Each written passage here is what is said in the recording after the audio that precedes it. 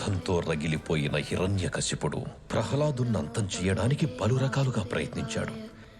కానీ శ్రీ మహావిష్ణువు ప్రతిసారి ప్రహ్లాదుని రక్షిస్తూ వచ్చాడు. అతని భక్తి ప్రకాశం నలుచెరుగులా ప్రజ్వలితమౌ. ఇప్పుడు హిరణ్యకశిపుడి వద్ద ఒక్క ఉపాయమే మిగిలి ఉంది. చితాగ్నిలో నీవు ప్రహ్లాదుని గట్టిగా పట్టుకుని కూర్చుంటే ఎట్టి పరిస్థితుల్లో వాడు ఆహుతి కాకుండా తప్పించుకోలేడు.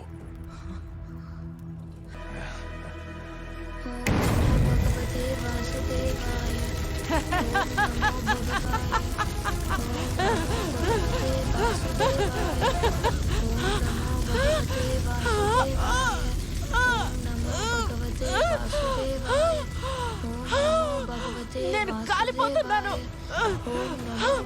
నేను కదలలేకున్నాను.